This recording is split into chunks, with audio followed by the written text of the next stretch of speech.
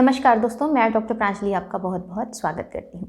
दोस्तों, आज हम बात करेंगे एंजाइटी के बारे में। एंजाइटी चाहे वो आपको पोस्ट कोविड हो रही हो या कोविड ना होने के बावजूद भी आपके घर में अगर किसी को कोरोना हुआ था उसके बाद आपको बहुत ज़्यादा एंजाइटी होने लग गई है, या आसपास की सिचुएशन देखने के बाद आपको बहुत एंजाइटी फील होने लगी। दोस्तों, मेरे पास आजकल जो ऑनलाइन पेशेंट्स आ रहे हैं या जो क्लिनिकल पेशेंट्स हैं उनमें मैं ये एंजाइटी की समस्या बहुत ज़्यादा देख रही हूँ, और स्पेशली जब से कोविड सिचुएशन शुरू हुई है बहुत सारे लोगों में एंजाइटी या टेंशन, घबराहट, बेचैनी की परेशानी बहुत ज़्यादा कॉमनली देखने को मिल रही है।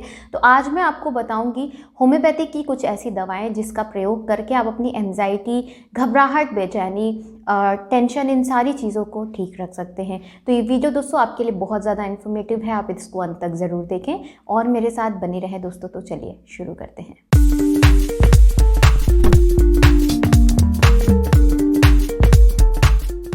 दोस्तों, एंजाइटी का होना अगर वो कुछ समय के लिए हो रहा है तो आप उसको किसी डिजीज़ से कंपेयर नहीं कर सकते कि शरीर में कोई बीमारी हो रही है, इस वजह से आपको कुछ साइकोलॉजिकल प्रॉब्लम्स हैं, इस वजह से एंजाइटी हो रही है। कभी कभी फिजियोलॉजिकल इशू भी ऐसे होते हैं, आपके सराउंडिंग में कंडीशन कुछ ऐसी चल रही होती है, घर का माहौल कुछ ऐसा होता है, या आसपास का जो एटमॉस्फेयर है उसमें कुछ ऐसी परिस्थिति आपको दिख रही है जिसकी वजह से आपको इस तरह के लक्षण बहुत ज़्यादा देखने को मिल सकते हैं। एंजाइटी में आपको घबराहट हो सकती है, बेचैनी, नींद का ना आना, चिड़चिड़ाहट, बहुत जल्दी रोना आना, भूख ना लगना और साथ में गुस्सा बहुत ज़्यादा आना, ये सारी चीज़ें बहुत ज़्यादा आम दिखती हैं एंजाइटी और डिप्रेशन के केसेस में, स्पेशली अगर वो किसी डिजीज़ से रिलेट ना कर रहा हो, कुछ साइकोलॉजिकल डिजीज़ ना हो। नॉर्मली अगर आपको ये चीज़ें और किसी कारणवश स्पेशली अभी कुछ स्थिति ऐसी चल रही, बहुत लोगों के घर में ऐसे मिसहैपनिंग्स हुई हैं, लोगों की डेथ हो गई, बहुत क्लोज रिलेटिव्स की हो गई हैं, उसके बाद घर में लोगों को एंजाइटी की परेशानी बढ़ने लग गई, नींद नहीं आ रही है। तो ये परेशानी अगर ऐसे ही छोड़ दी जाती है तो धीरे धीरे करके ये फिर आपको कुछ साइकोलॉजिकल इश्यूज़ में कन्वर्ट कर सकती है और आगे जाके ये आपके लिए प्रॉब्लम कॉज कर सकती है। तो इसको अभी समय रहते ही ठीक रखें ताकि ये चीज़ आपको आगे जाकर बहुत ज़्यादा प्रॉब्लम ना क्रिएट करने पाए। मैं आज आपको कुछ ऐसी मेडिसिन बता रही हूँ और उन सभी का प्रयोग करना है। बहुत लोग कंफ्यूज हो जाते हैं कि इनमें से कोई एक लेनी है या सारी लेनी है। तो आज जो मैं 4 दवाएं बता रही हूँ वो सभी लेनी है। ये पोस्ट कोविड पेशेंट्स भी ले सकते हैं। स्पेशली मैंने देखा है कि पोस्ट कोविड पेशेंट्स में भी इस तरह के सिम्टम्स बहुत ज़्यादा आते हैं। वो इतने खतरनाक सिचुएशन से बाहर निकले होते हैं कि थोड़ी दिन तक उनकी मानसिक स्थिति ही सही नहीं रह पाती है। तो ये पोस्ट कोविड पेशेंट्स भी ले सकते हैं। जिनको कोरोना नहीं हुआ है वो लोग भी ले सकते हैं। जिन लोगों के घर में अगर ऐसी परिस्थिति चल रही है और उन सिचुएशन की वजह से लोगों में अगर एंजाइटी की कंडीशन डेवलप हो रही है वो लोग भी ले सकते हैं। ले सभी लोग सकते हैं। अगर जिनको भी इस तरह के लक्षण आए हैं जो मैं आपको बता चुकी हूँ ऐसे हैं तो आप इनमें से कोई भी व्यक्ति इस दवाओं का सेवन कर सकता है। सबसे पहले आपको यूज़ करनी है दोस्तों बैच फ्लावर की रेस्क्यू रेमेडी। एक ऐसी रेमेडी है दोस्तों जो आपको किसी भी शॉक से बाहर निकालने में मदद करती है। रेस्क्यू रेमेडी 30 में लें आप, और ये दवा आपको 2 बूंद ज़बान पे दिन में 3 बार लेनी है, सुबह, दोपहर और शाम। इन सभी केसेस में बहुत अच्छा काम करती है जिसमें आप बहुत लंबे समय से ग्रीफ, सैडनेस यानी कि बहुत दुख में रह रहे हैं, बहुत टेंशन के माहौल में रह रहे हैं और बहुत ज़्यादा घर में ऐसी परिस्थिति चल रही है जिसकी वजह से आप बहुत ज़्यादा परेशान हैं। तो रेस्क्यू रेमेडी इन सभी शॉकिंग कंडीशन से आपको निकालने में बहुत ज़्यादा मददगार रहती है। तो रेस्क्यू रेमेडी पहली दवा हो गई। दूसरी, अगर आपको बहुत ज़्यादा फियर बन रहा है, बहुत ज़्यादा फियर रहता है, आपको लगता है कहीं किसी को कुछ हो ना जाए घर में, या फिर आपको कुछ ना हो जाए, अगर आपको कुछ हो गया तो फैमिली का क्या होगा, या फिर आप बहुत ज़्यादा एक फियर में जी रहे हैं, चाहे वो फियर ऑफ डेथ हो या किसी भी तरह का फियर हो, उसमें बहुत अच्छी काम करती है दोस्तों एकोनाइट मेडिसिन। आपको एकोनाइट को 200 पोटेंसी में 200 CH पोटेंसी में लेना है। 2 बूंद रोज़ सुबह में आप ज़बान पे ले लें। ये आपको एंजाइटी और फियर के केसेस को ठीक रखने में बहुत ज़्यादा मददगार रहेगी।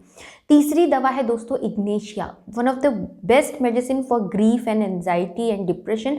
अगर आप किसी एक ऐसे एटमॉस्फेयर में रह रहे हैं जिस समय घर में लोग बहुत ज़्यादा बीमार हैं, बहुत स्थिति बहुत ख़राब चल रही है, या आप कोविड से रिकवर हुए हैं उसके बावजूद आपके अंदर बहुत ज़्यादा डिप्रेशन भरा हुआ है, आपको बहुत नेगेटिव थॉट्स आ रहे हैं कि आगे स्थिति आपके साथ कैसी रहने वाली है या घर की परिस्थितियाँ कैसे बदलने वाली हैं, तो उन कंडीशन में आप इग्नेशिया का प्रयोग कर सकते हैं। इसको भी आपको 200 पोटेंसी में लेनी है। इसकी रोज़ 2 बूंद रात में आपको लेनी है डायरेक्ट ज़बान पे। चौथी दवा है दोस्तों कैलीफॉस 6x पोटेंसी में आपको यूज़ करनी है।